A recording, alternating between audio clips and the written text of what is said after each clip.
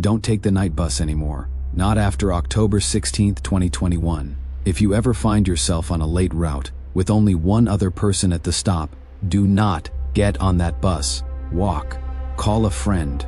Do anything else. Because some things don't ride the bus to get home. Some things ride it to find you. My name is Daniel. I was 23, working the graveyard shift at a warehouse outside Portland, Oregon, 11 p.m. to 7 a.m., 4 days a week. I didn't own a car, so I took the TriMet Line 57 from Beaverton out to the industrial district. After midnight, the bus came once an hour, sometimes less. I got used to the dark, the fog, the cold, but I never got used to what happened on October 16th. It was a Saturday. I clocked out at 7:05 a.m. The fog was thick that morning, the kind that swallows streetlights. I walked 15 minutes to the bus stop on Northeast Cornell Road. No shelter, no bench, just a metal pole and a patch of mud. I checked my phone. 7:09 a.m. The bus was scheduled for 7:14. It would probably come at 7:22. For 10 minutes, I was alone. Then I heard footsteps. A woman appeared out of the fog, about 100 feet away, walking slowly, hands at her sides. She wasn't wearing a coat. It was 44 degrees.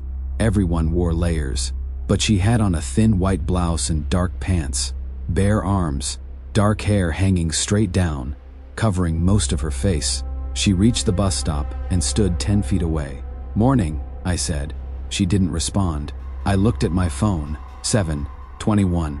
The bus was late. She wasn't shifting her weight, wasn't checking her phone, just standing there, facing the road, perfectly still. I glanced at her face. Her skin was pale, not pale like someone who worked nights, pale like someone who hadn't seen sunlight in years. Her mouth was closed, too closed. At 7:24, the bus arrived. I gestured for her to go first. She didn't move. "Are you getting on?"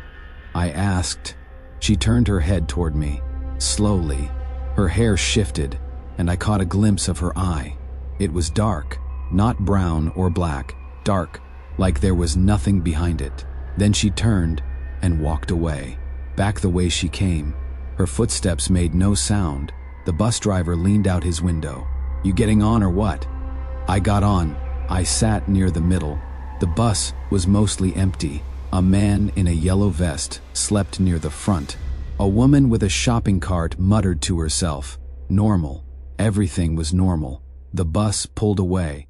I watched the woman disappear into the fog. At 7:32, the bus stopped at a red light. I looked out the window. She was standing on the corner. Same white blouse, same dark hair, same hands at her sides, but she was ahead of us. She had been walking away from the bus stop.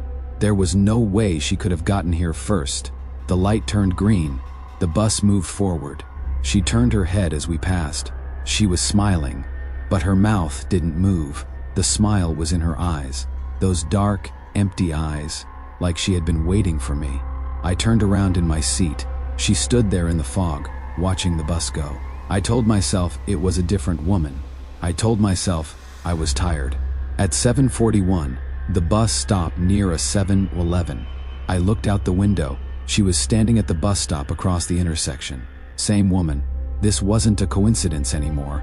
Even if she ran, she couldn't have beaten us here, unless she had always been ahead of us, waiting. The light changed. The bus moved forward. She didn't look at me this time. She looked at the bus, like she was counting the windows, like she was looking for someone. At 7:48, the bus pulled into the Beaverton Transit Center. Half the passengers got off. New ones got on. The bus circled the transit center. I looked out the window. She was standing near the Max platform, about 200 feet away, not waiting for a train, not looking at a schedule, just standing, facing the bus. She had gotten here before us again. She knew where we were going.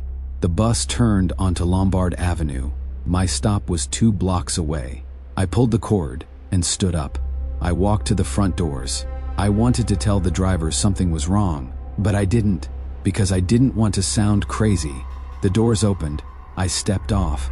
The bus pulled away. I watched its taillights disappear into the fog, and then I was alone.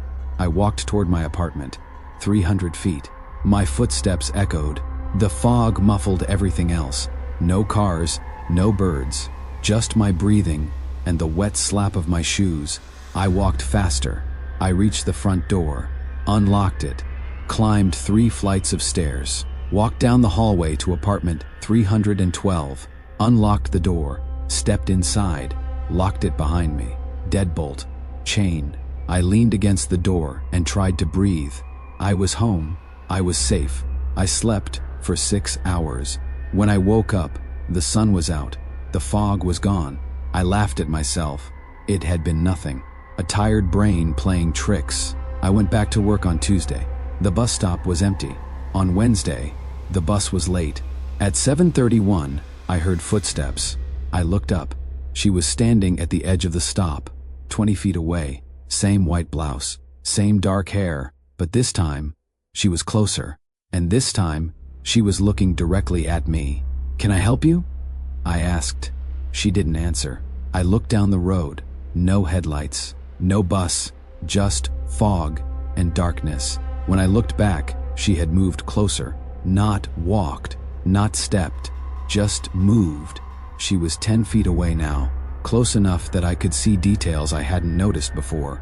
Her fingernails were dirty, not with soil, with something darker, something that looked like it had been ground into the skin.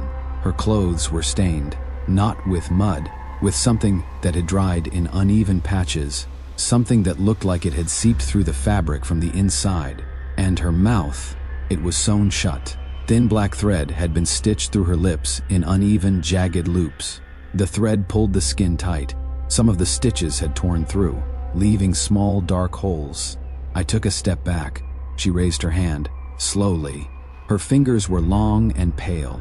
Her nails were cracked and broken.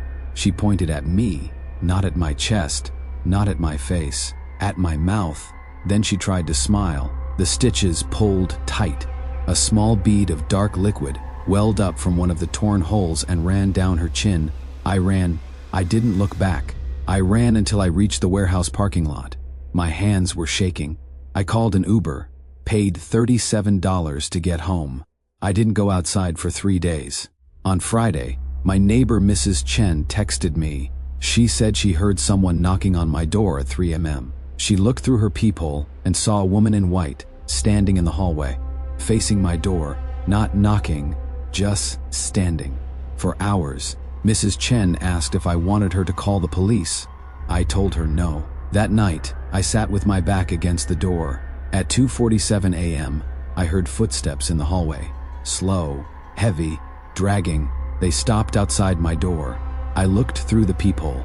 The hallway was empty, but the light on the wall opposite my door was flickering, like something was passing in front of it, something I couldn't see.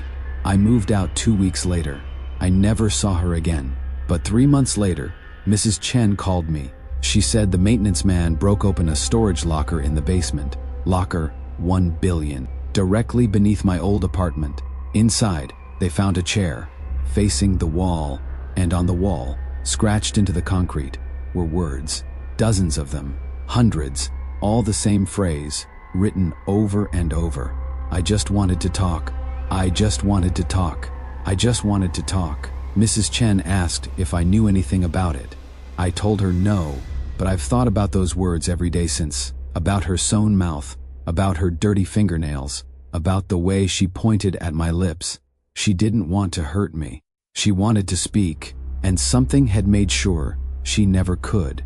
I still don't take the night bus. I drive now, day shift, normal hours. But sometimes, late at night, I catch myself looking at the bus stops, looking at the people waiting in the dark. And every once in a while, I see a woman with dark hair and a white blouse, standing perfectly still, facing the road. I look away. I keep driving, but I know she's still looking for someone who can hear her, and one day she might find me again. If you ever see her at your bus stop, don't get on the bus. Run, and whatever you do, don't let her point at you.